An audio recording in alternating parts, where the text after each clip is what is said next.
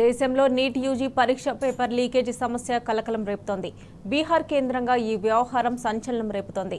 Paper leakage చేసిన దుండగులు పక్కా ప్లానింగ్తో విద్యార్థుల చేత ఆన్సర్స్ పట్టించి పరీక్షకు తీసుకెళ్లినట్లు పోలీసులు గుర్తించారు. కోచింగ్ సెంటర్ల ముసుగులో బేరసారాలు చేసిన వ్యక్తులను బీహార్ పోలీసులు అరెస్ట్ చేశారు.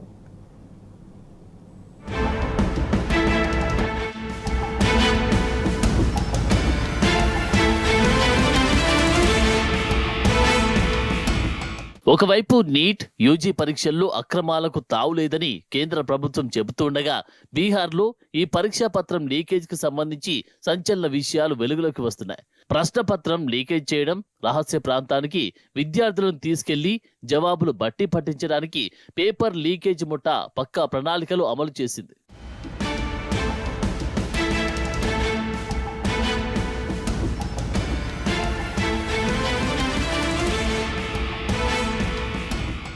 ఎందుకుగాను ఒక్కో విద్యార్థి దగ్గర 30 నుంచి 32 లక్షల రూపాయలు వసూలు చేసినట్టు నిందితులు పోలీసులకిచ్చిన వాంగ్మూలంలో అంగీకరించారు. దీంతో మరింత లోతైన విచారణ జరిపేందుకు లీక్ అయిన పేపర్లు పొందారని భావిస్తున్న 9 మంది విద్యార్థులను విచారణకు హాజరు కావాలని బీహార్ ఆర్థిక నేరాల విచారణ విభాగం నోటీసులు జారీ చేసింది.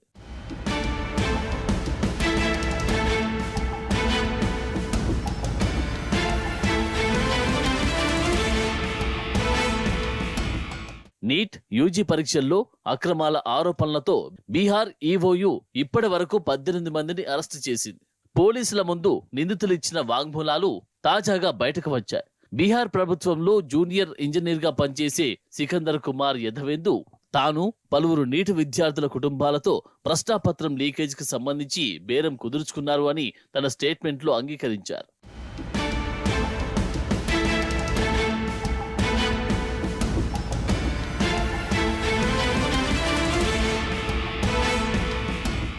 నితీష్ కుమార్, అమిత్ ఆనంద్ అనే వ్యక్తులకు పరీక్షకు ఒకరోజు ముందే మే 4న ప్రశ్నాపత్రాలు అందాయని, పట్నాలోని రామకృష్ణనగర్లోని ఒక ఇంటికి విద్యార్థులను తీసుకెళ్లి ఈ ప్రశ్నాపత్రాలు ఇచ్చామని సికందర్ కుమార్ యధవేందు ఒప్పుకున్నారు. విద్యార్థులతో ఈ ప్రశ్నల జవాబులను బట్టి పట్టించామన్నారు. ఈ వ్యవహారం ఎక్కడ బయటకు పొక్కకుండా ఉండేందుకు వీరే నేరుగా అభ్యర్థులను పరీక్షా కేంద్రాల వద్ద దిగబెట్టారని పోలీసులు గుర్తించారు.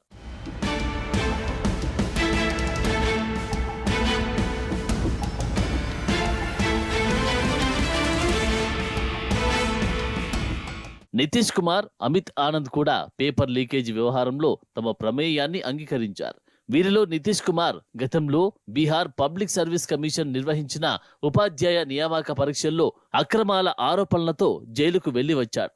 అమిత్ ఆనంద్ పట్నాలో అనుమతి లేకుండా ఒక కన్సల్టెన్సీ నిర్వహిస్తున్నాడు.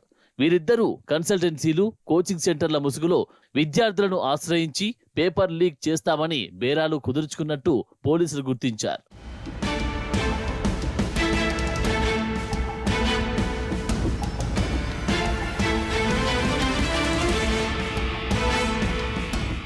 అయితే అసలు వీరికి ప్రశ్నాపత్రాలు ఎలా లీక్ అయ్యాయి? లీక్ అయినవి అసలైన ప్రశ్నాపత్రాలేనా అనే దిశగా విచారణ జరుగుతోంది. ఇప్పటికే ఈ కేసులో 13 మందిని బీహార్ ఈవోయు అరెస్టు చేసింది. వీరిలో 4 విద్యార్థులున్నారు. ఇప్పుడు మరో 9 మంది విద్యార్థులకు ఈవోయు నోటీసులు జారీ చేసింది.